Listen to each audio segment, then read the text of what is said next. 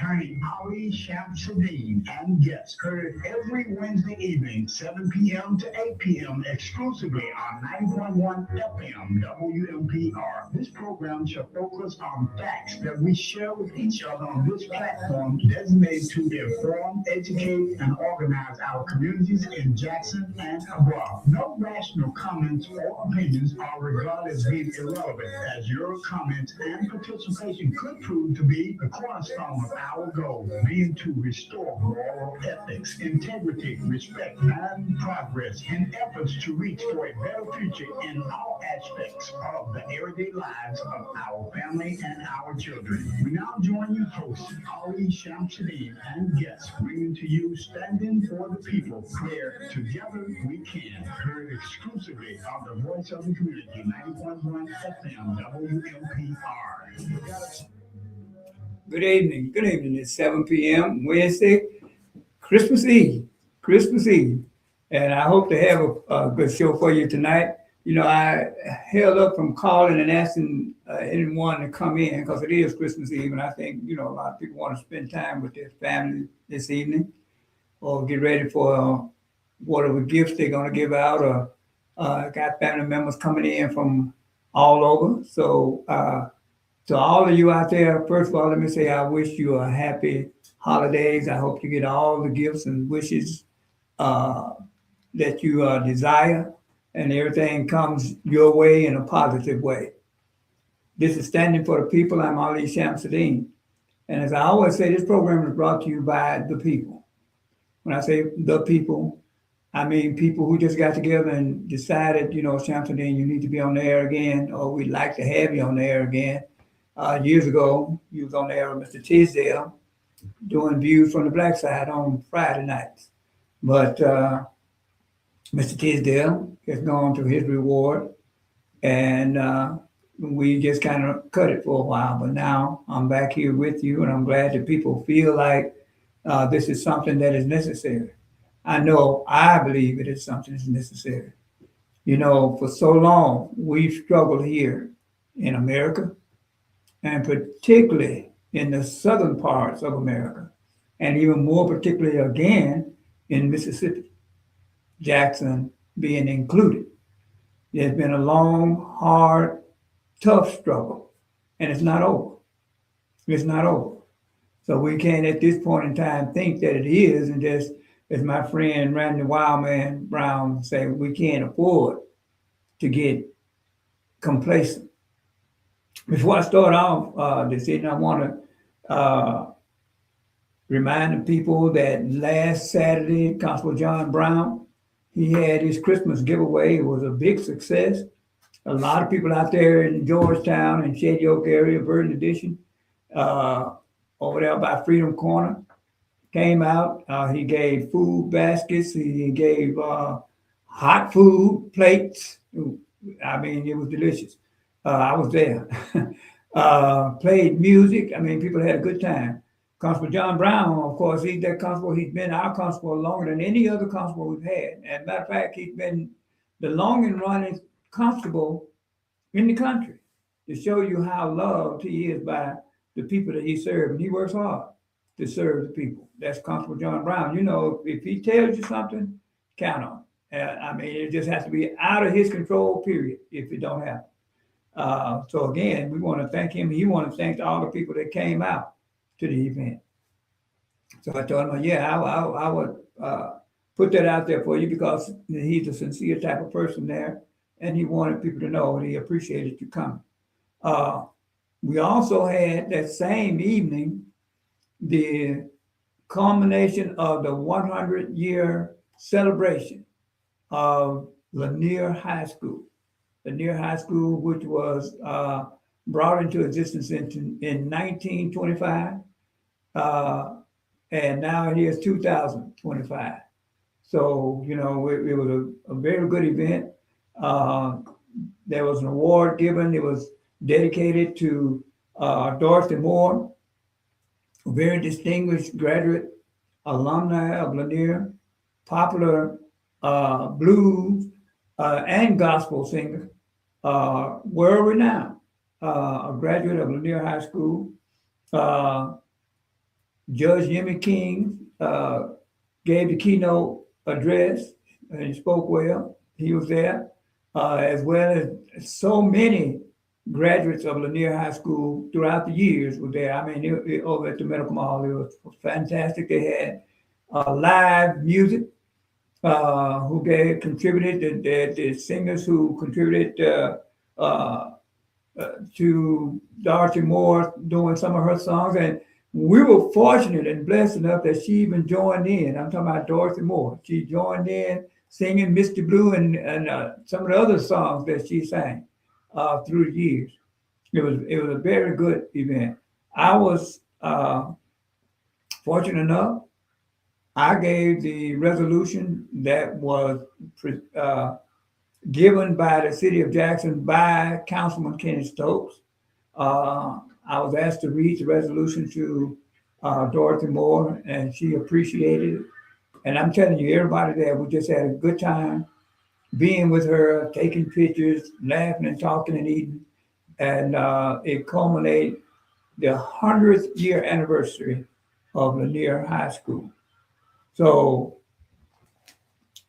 during this period in time, people, we're coming into another year. We're coming into another year, 2026.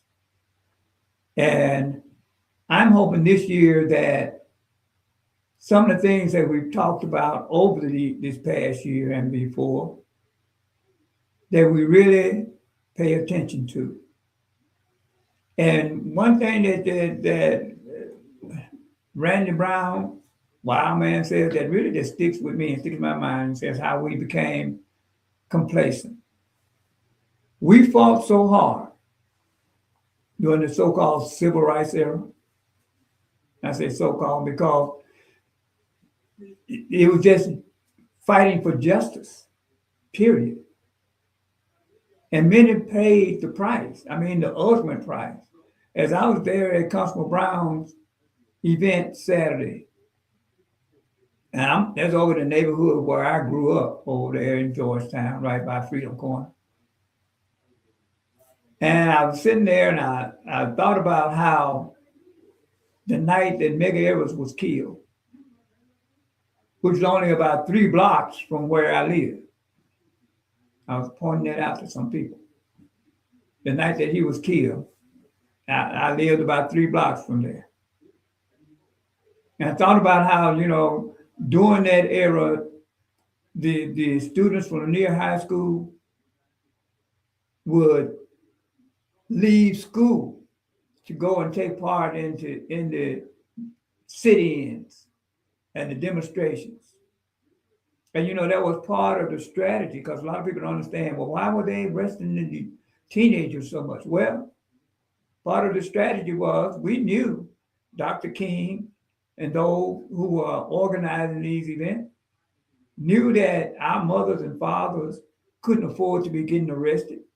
They couldn't afford to be sitting in jail for 2 or 3 weeks or maybe even a month or more. They couldn't afford that and then maintain their families. So we filled up the jails with the students. That was the strategy. That was the strategy. And it did work, because they got to the point that they were hauling us down to the fairground and locking us up in the stock pens, hauling us down there in garbage trucks because they didn't have enough vehicles.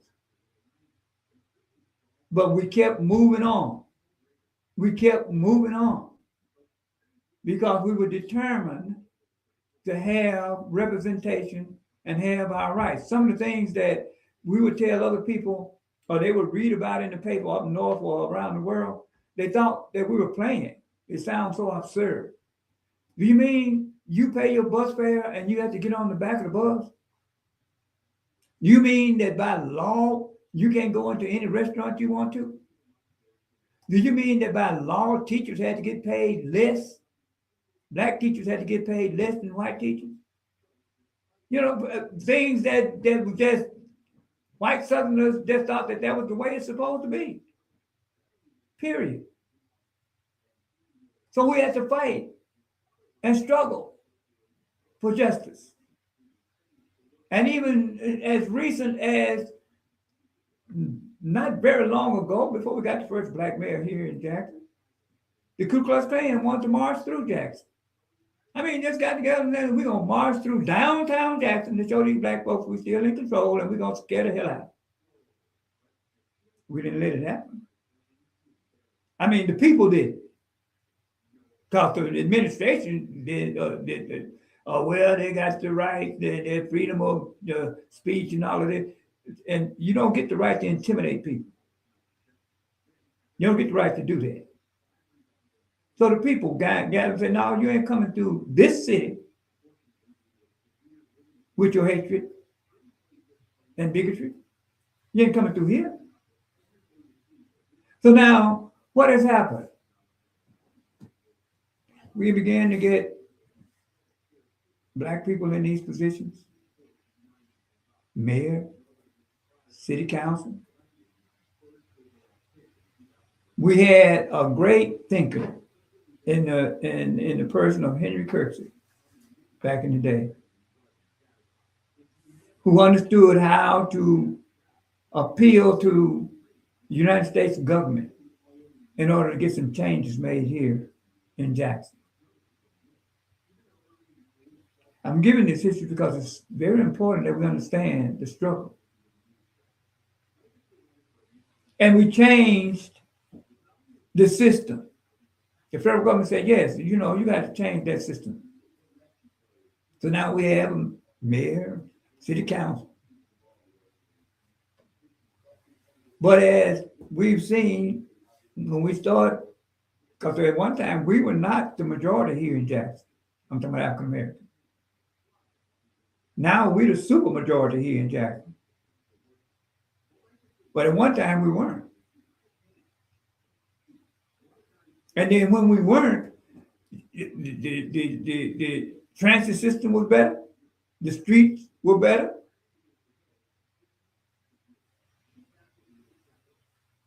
And just coming out of segregation, because the schools were segregated up until recently. It's segregated now, not by law, but because nobody wants to put their children in public school. Now, these things I'm saying right now, again, this is the call-in show, 601-948-5950, 601-948-5950. So in this coming year, I'm hoping that we understand we can't afford to be complacent. Just because we put some black folks in these offices, we thought everything was just going to get so much better. But we've learned, as my friend Reverend Jackson said, you can't put a hungry dog over the smokehouse.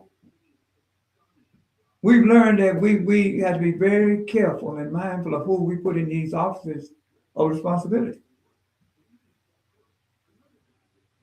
And not to just be negative about everybody, but responsibility means we as a people, we have to monitor, we have to look. We have to know who we put in his office and watch them and see what they're doing. I mean, it's not happenstance that we can look at Jackson and Hinds County and see the condition that it's in.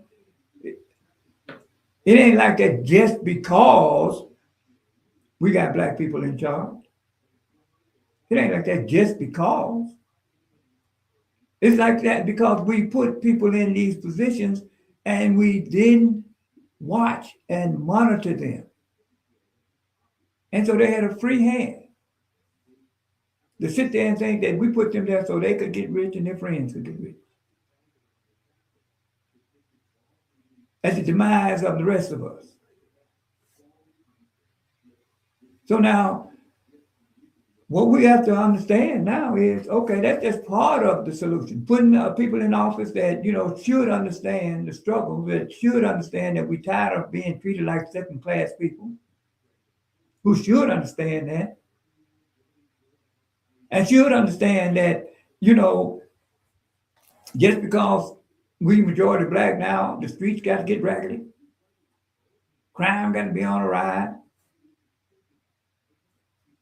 Community service disappearing. And then even the human resources, utilities using the black community as if it's some kind of personal bank. Our electric bills skyrocket all of a sudden. Here are people who live in their house for 20 years. Bill maybe in the wintertime may have been $150 a month. Now all of a sudden they get a bill for $450, $600. Why? Our water, most times not drinkable. We used to get a bill once a month, once every other month. Now we get a bill every month. Every month. 3 times what it used to be. And they claiming they need more money.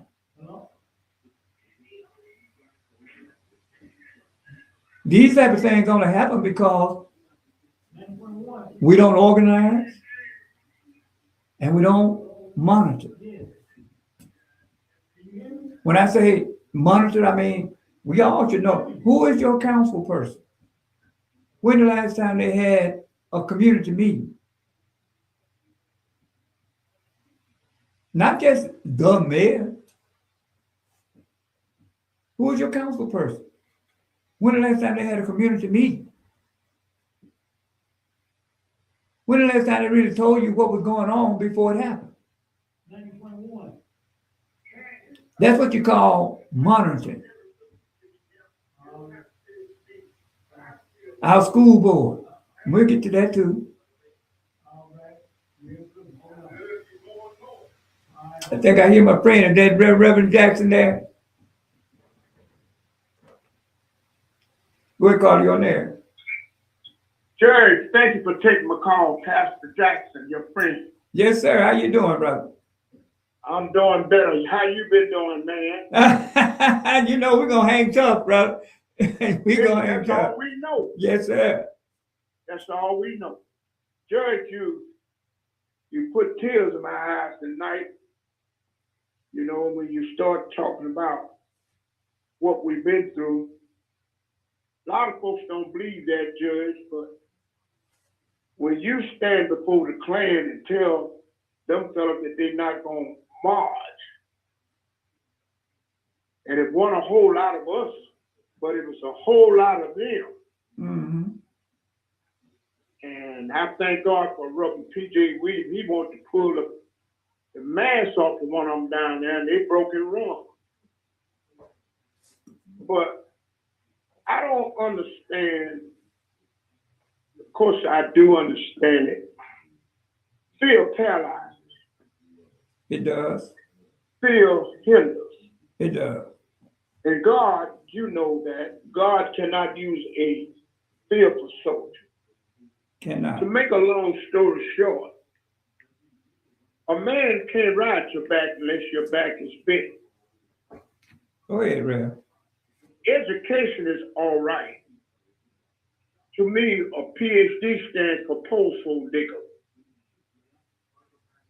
You can have all the knowledge in the world, don't have common sense. Something you like it. And I want to thank you again for sticking there with Brother John Brown. And the reason why I was not there, I was at a funeral service. My wife lost her brother, and I had to be there. And I hope he understands that. I've been knowing John for really 60 years or more. Right. And John Brown is the oldest.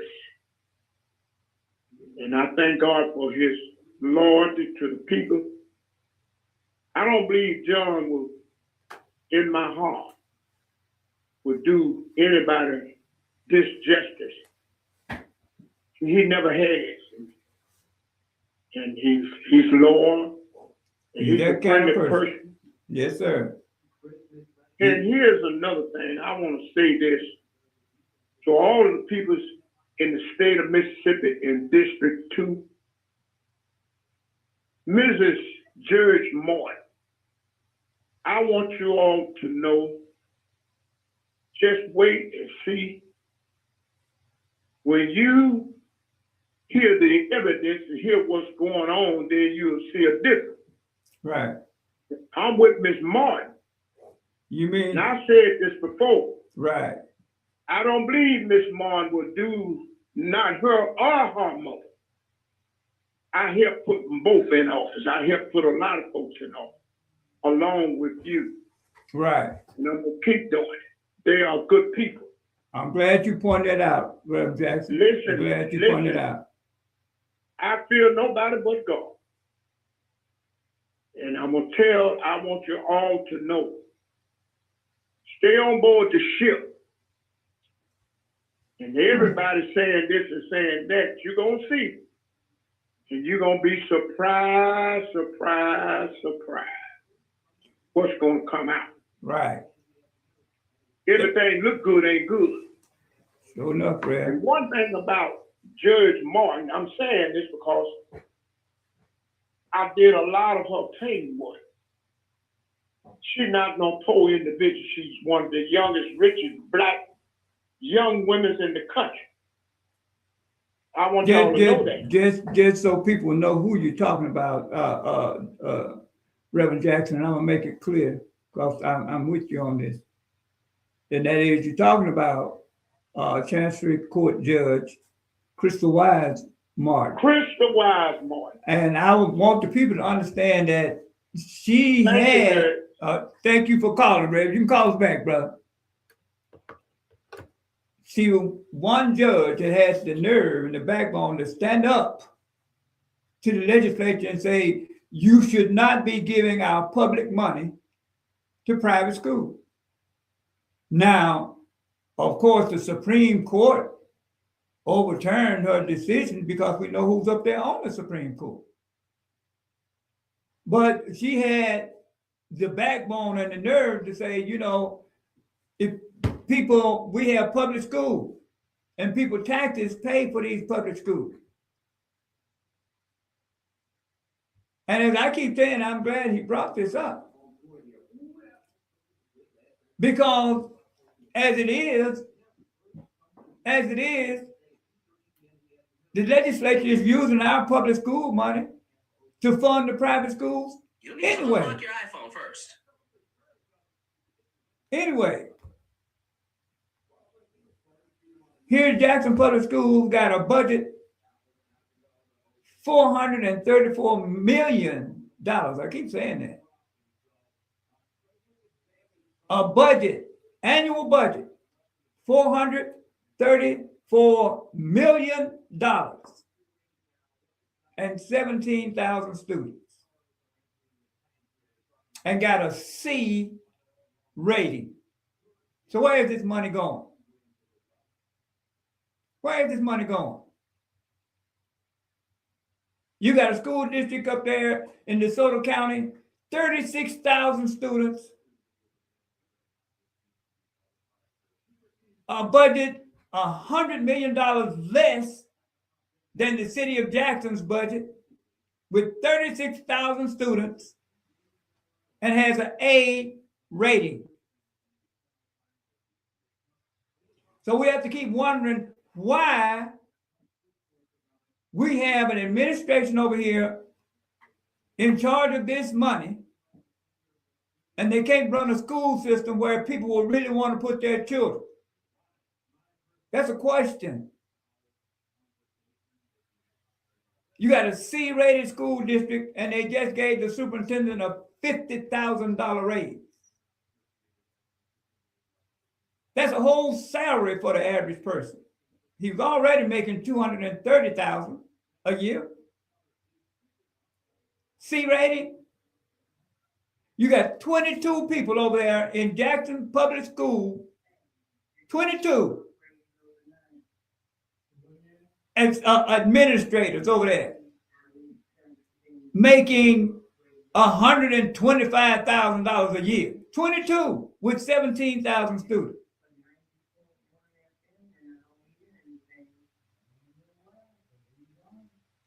So, you know, when we don't look And I've been informed, those people, those of you who've been streaming me on the web, for the radio station, for some reason they're having problems with it. I don't know why. When I come on there, they get to have these problems. But you can go on Facebook and look for on the StreamYard, Standing for the People, on your computer, on my Facebook page, because we need to hear this. We need to hear this. It's important that we realize that we cannot afford to just put people in office and let them do whatever they want to do. In this coming year, people will go, well, but Jefferson, you say what the problem is. What can we do? And for those who say that sincerely, there's what we can do. Watch. What we can do, go to these meetings. They're supposed to be, all of them supposed to be open. School board meetings supposed to be open to the public. City council meetings supposed to be open to the public. Board of Supervisors meetings supposed to be open to the public. And when they're talking about spending our tax money, they can't go into these executive sessions behind closed doors, if you will. So as a citizen, we should be able to say to whoever we put in that office, down there, the mayor, city council, or any of them, board of supervisors, school board, know, first of all, who's on there.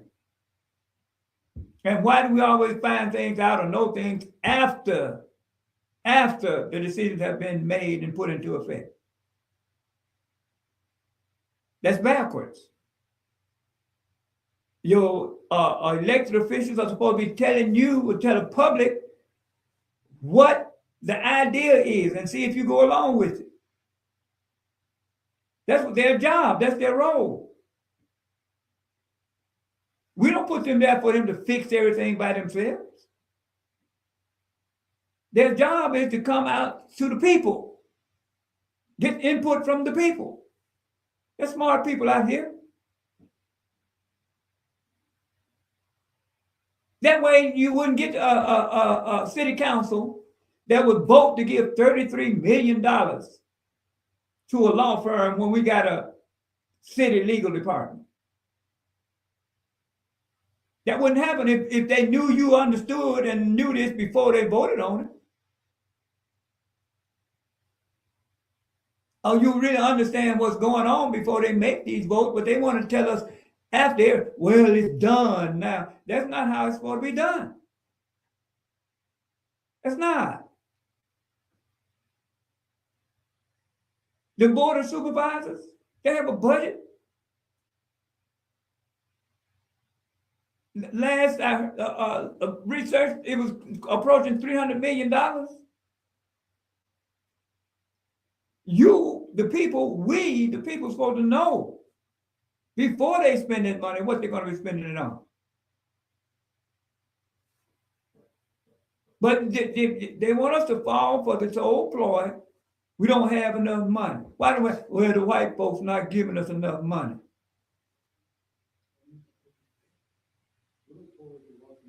That's not true. We still paying taxes. We still paying taxes. We ought to know why city equipment is missing. We ought to know why city, formerly city department with 12 employees and 17 cars out there. We ought to know why. You know, these are the type of things that people want to say, what can we do? That's what we can start. Going to these meetings. Looking them in the face. And letting them know, hey, you're not spending our money right. At this last time you'll be here.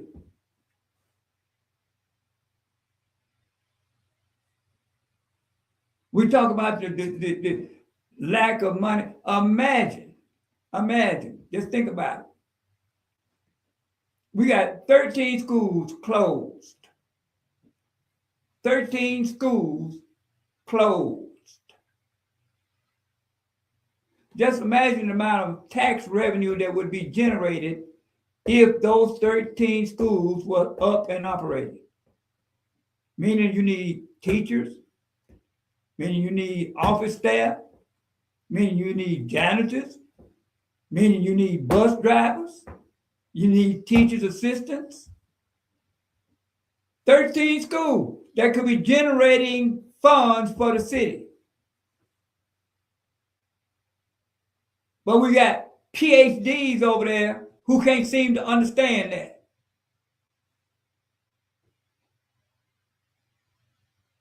Why? Because they say, we ain't looking. And then if you go there, they want to try to intimidate you. Why are you here? What do you mean, why? I mean, I've actually gone to schools to look. Why are you here? You have a child? You can't intimidate me like that. And they shouldn't be able to intimidate any of us like that. This is what you call a democracy. We have a right to be at these meetings and ask questions. Why you had a budget of $434 million in closing schools? Why do you need 22 people over here making $125,000 a year with 17,000 students? Our water meters, I was just sending information that we have 10,000 water meters in Jackson, 10,000. Only 4,000 of them working. Why? They were saying that the federal government sent $800 million here, and they can't even inspect the water meters? Why?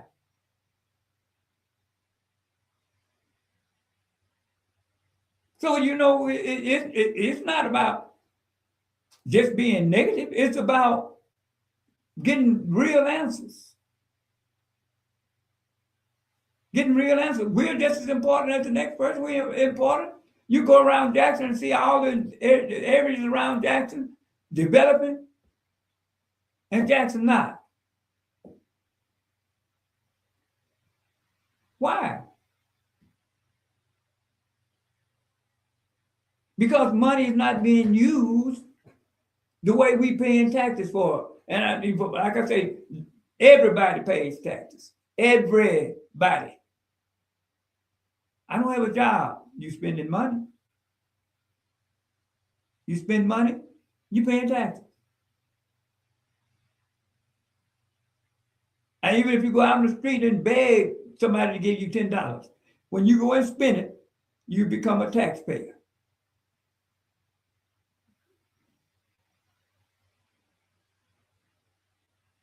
So when we make the decision amongst ourselves as a populace, as citizens, we deserve it. Our children deserve the best we can give them. The legislature even want passing a bill talking about that you can't teach African American history if it's divisive. What's divisive about teaching our children about those who came before them, who contributed to this country? What's divisive about that? What's divisive about letting the whole world know that there has not been a war in this country, including the Revolutionary War, in which African Americans did not participate? Is that divisive? We drive up and down the street every day. Is it divisive for our children to understand it was a black man that invented the traffic light? Is that divisive? Is it divisive for our children to understand that it was a black man that laid out the landscape for Washington, D.C.? Is that divisive?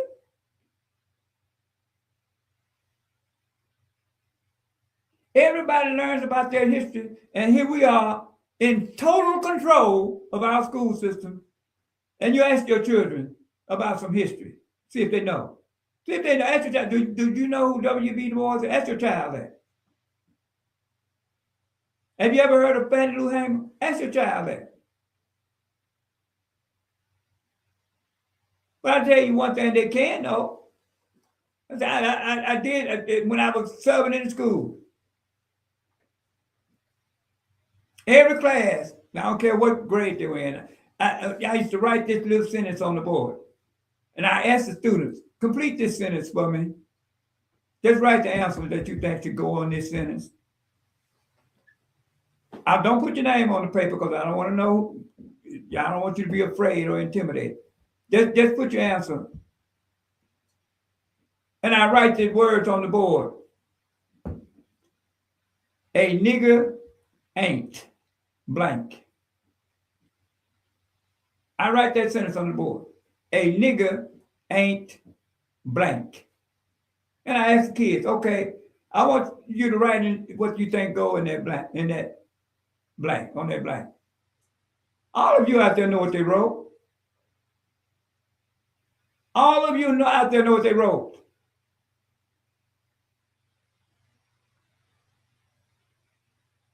Now they can understand that, but they can understand how much their ancestors contributed to the building of this nation.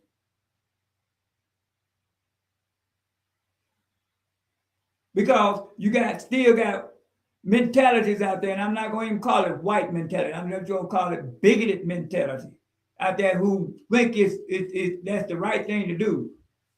They have the world believing the negatives as opposed to the positives.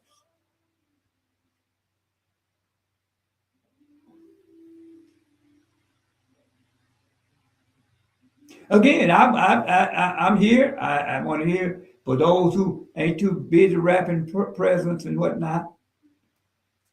Give us a call, 601-948-5950. But we have a right as citizens to get the same attention as anyone else for our tax monies. We have a right.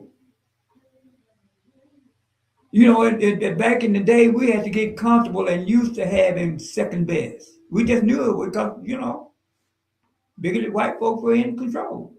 We got separate school that was not up to the standards of the white school. Our teachers wasn't paid as much as the white teachers. Separate community. Now, most of Jackson is African American, and you look at it. So we have to ask people, who making these decisions? Ask ourselves, who making these decisions? We are the government. We need to let that settle on our mind. When it comes to Jackson, we're the government. When it comes to Hinds County, we are the government. Jackson State over there, Hinds County Public Schools, Jackson Public Schools, we are the government. I think a lot too many of us still think that when it comes to making the rules and upholding the laws and in charge of spending our money, they think it still has to go through a group of white folks. It's not true now. Jackson's budget, $323 million. Every dime of it, every dime has to be approved by our city council. City council of 7 members, 5 of whom are Black. So I keep repeating this out here because I say sometimes you have to say something 10 times before it really take effect. But that's the truth of the matter. Hinds County budget, the money, The people in charge of how it's spent, 5 supervisors. All 5 are black. Jackson Public Schools, $434 million. Superintendent black. School board, 7 members, 5 are black. So when we start saying how money is spent, who should we point to?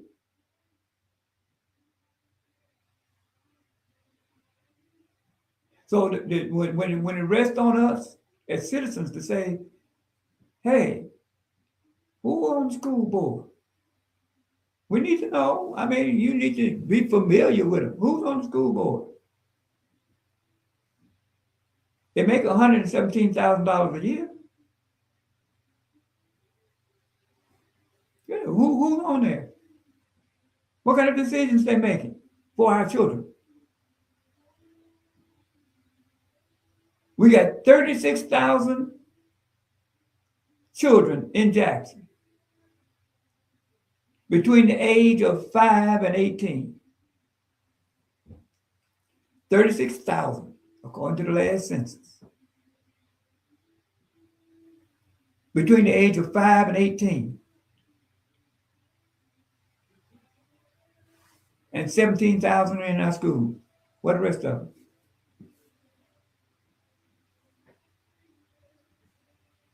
Where the rest of them? You know, we're going to get a lot more vigilant here too. I keep getting complaints, obviously when you're saying facts. Now I want to put this out there, because for those who listen now, you don't hear anybody calling here disputing the facts I'm saying. If I say this is not a gossip show, I'm not going to sit here and start talk about people's private life and talking about gossip. We'll talk about the things that affect us and how we can impact it. That's what we're going to put out here. So we can understand there's no reason for our schools to be in the condition that they're in. There's no reason for our children to be getting second-rate facilities. Closing schools and jamming our children into 1 and 2 schools. Putting middle school students in the building with seniors now. Combined in elementary schools.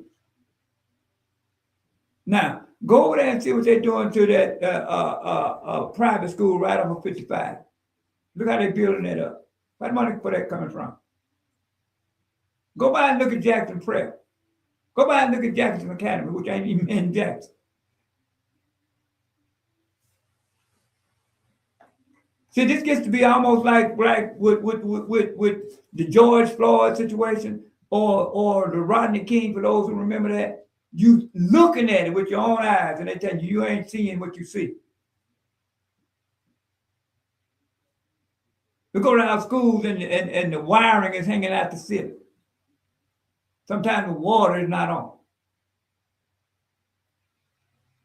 Teachers in classes with 40 students and 1 teacher and no teacher assistant.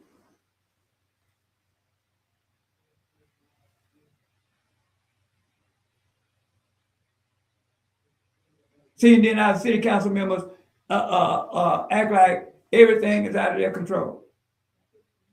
It's the city council members who confirm who sits on the school board. It's the mayor who recommends the person. So things ain't out of their control.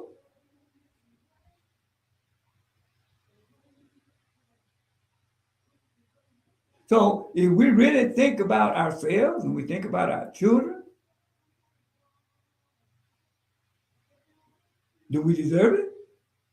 I think we do. I say, we're not dumb. We're not stupid. We've been ignorant. Ignorance can be cured. Proper information. The truth. That's what cures ignorance.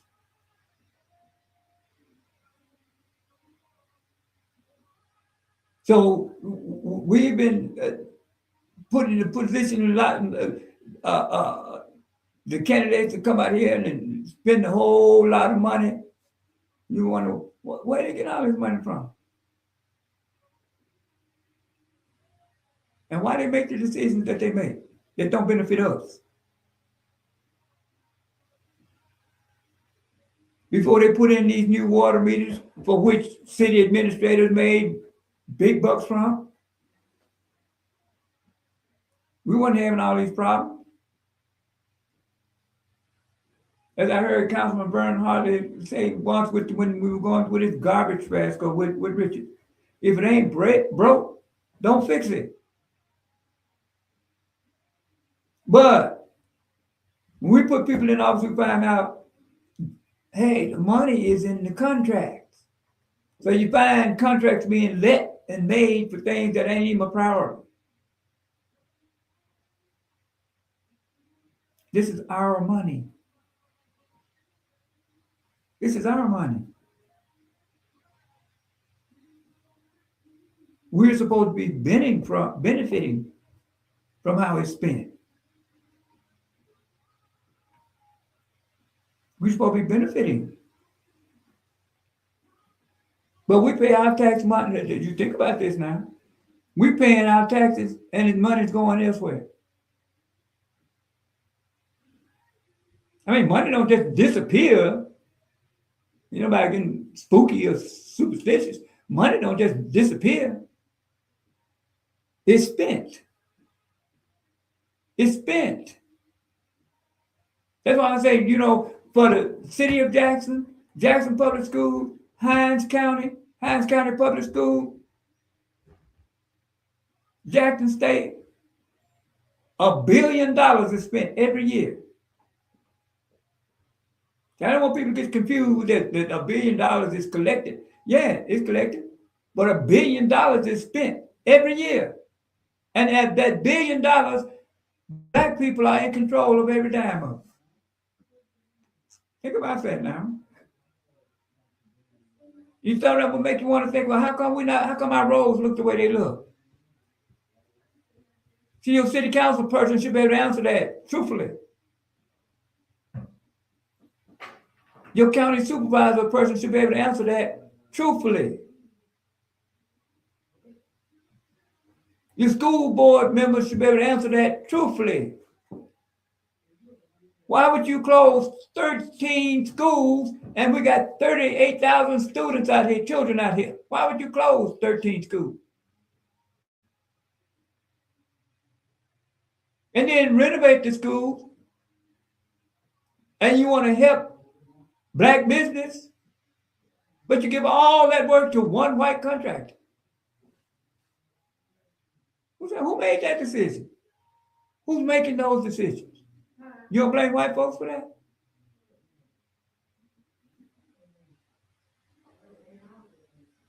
See, they don't have to keep us down when we're doing ourselves in. They don't have to.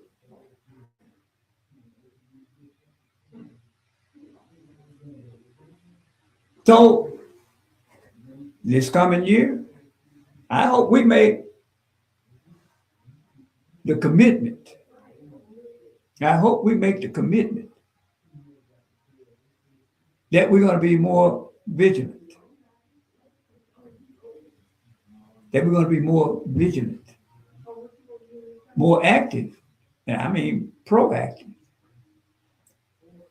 Anybody that you put in office, watch them and see if they carry through these promises they made. You never hear anybody running for office saying, I don't know what to do. And I can't solve the problem. Never hear anybody running for office doing any office saying that.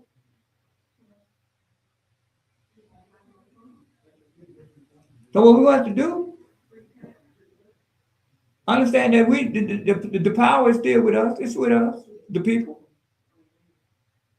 The only way time it's not is when we don't do anything. That's when it's not.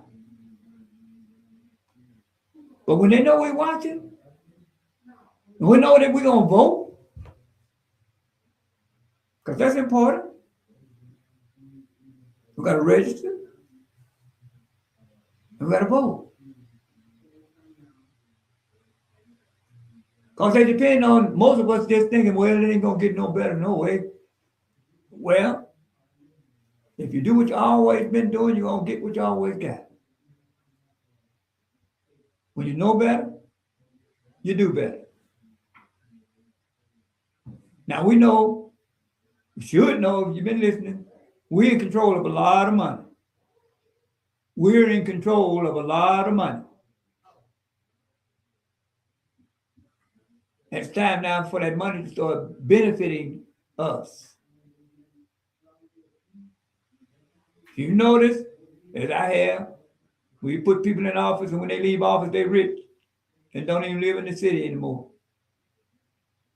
So what were they doing?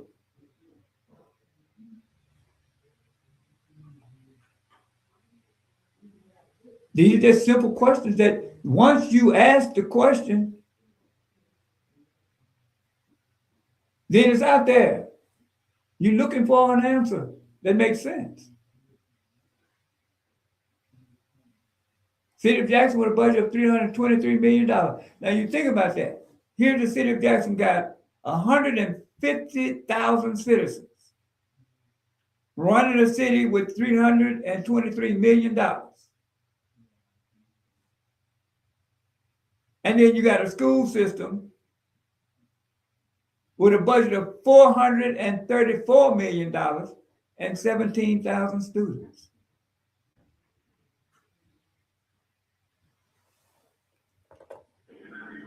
Go ahead, Carl, you're there. Hey, how you doing? That good? I'm good. Good to hear you. I was just calling. I had said it got quiet on me. Didn't about to call in. Just call in and said Happy New Year. Happy Christmas. I appreciate you, brother. Appreciate you. Happy New Year to you. All right. Hey, thank you. But I can say, they listening out there. They listen. But I've seen some of the results of it just here recently. And so when you listen and it's on your mind, then you we got to do something about this. That's how it goes. That's how it goes. I'm here to say, I don't care who's on the city council, I don't care who's the mayor or who's on the board of supervisors. It's not a personal thing with me. The school superintendent, whoever that is, and the board over there, whoever they are. But we know who's there now. Our lives are important. Our children are important. When we go, somebody calls me and say, you got our children walking the street. Where else they gonna go if they're closing the school? Our children ain't learning anything. So where? Well, if they're closing the schools, reality is what it is. You can look at it and see for yourself. But it don't have to be that way. It don't. And I am confident that change is coming. I'm confident. But I say it over and over again. We're not a stupid people. We're not dumb. We got complacent. We know better now. 30 years almost. 30 years we've been in control. I ain't saying we just got in control yesterday. But see, the white folks had a 200-year head start on them. So they got this, they understand what needs to be done. Now, for 30 years, it's time out for the scheming, it's time out for the letting contracts, and we don't benefit from it. We've had our neophyte, as they call it, infancy. We've had that period. Now, this coming year, we're gonna start acting like intelligent, informed citizens. We ain't gonna get just happy because we got a black person in this office. We've had them there for 30 years now. Now the whole world is watching us. And we gotta dispel this old attitude, if you want it to go bad, put black people in charge. We're gonna dispel that. Because we're gonna put the pressure on the people who we put in these offices, spend our money so we benefit. I'm emphasizing that. Spend our money so we benefit. Because we all pay taxes. And we all should benefit. As Fannie Lou Hamer, as I mentioned, said once, I'm sick and tired of being sick and tired. Sick and tired of driving down these streets, tearing up my vehicle. I'm sick and tired of schools being closed when there's no need for it. Sick and tired of underpaid teachers. I'm sick and tired of a police force of 200, just about 200 officers in a city of 150,000 citizens.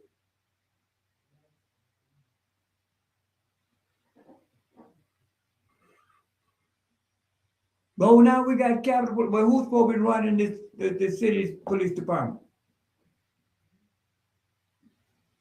Who do we put down there for that?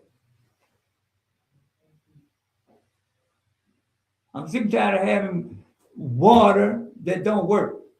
You can't drink. Or getting electric bills, utility bills, 10 times what they should be.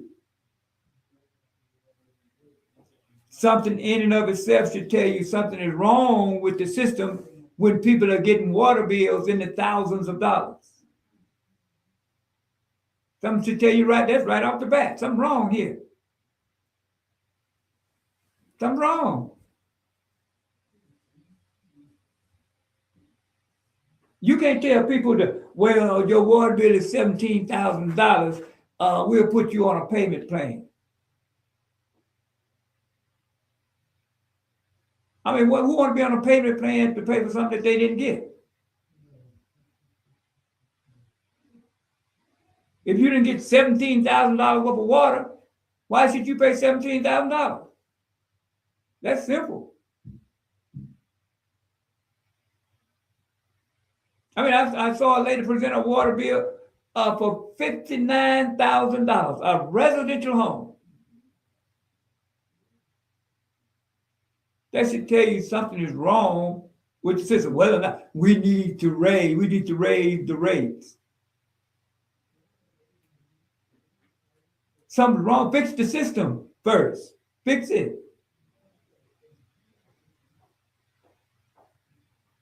But then every time money comes in, that's what we don't watch.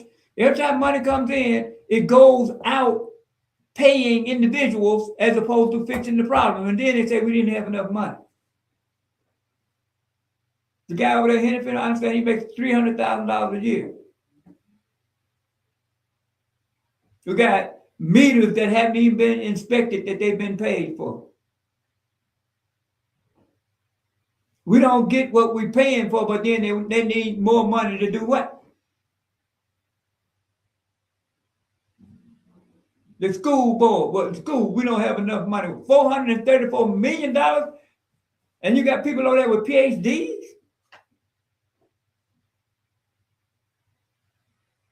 That they can't figure out how to teach 17,000 students with $434 million?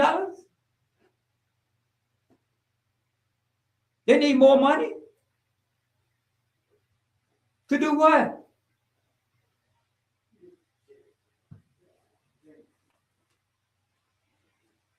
This is why it's so important to us people. It's so important that we understand the task is not over. We've just begun with it. Now we start putting people in these offices that are supposed to understand from whence we come. They're supposed to understand for what it took for us to get to where we are thus far, or for how they got there, the price and the cost that was paid.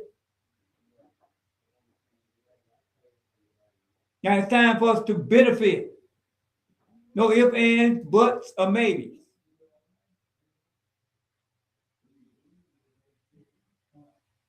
When we understand we are the government, it shouldn't frighten you. I think some people even get afraid when I'm upside saying, we are the government. Look at that. How many judges we got down there? How many white ones we got down there? In both the courts, in the 3 of them, in the 4 of them. How many?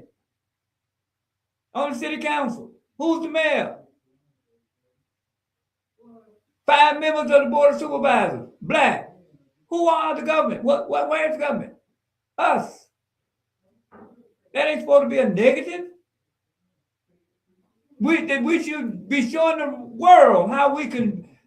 Everybody should be looking at Jackson and Lyons County saying, look at what they can do. I didn't think they were that smart. That's what should be happening.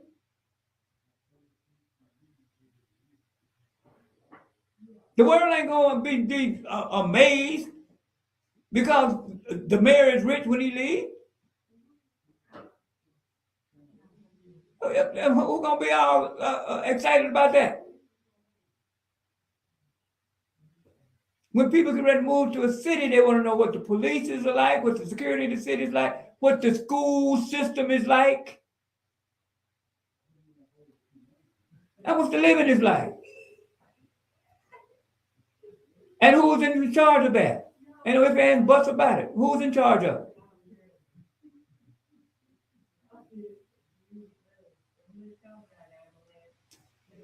I'm gonna wrap this up and I'm gonna say, look, again, you know, we're gonna go through this holiday season. We got a new year coming. I'm gonna be here. I intend to be. And we're gonna begin to show the world. We're gonna begin to show the world what we can do. Our time is up. We'll be here next Wednesday. Take us out, Lady Cherie.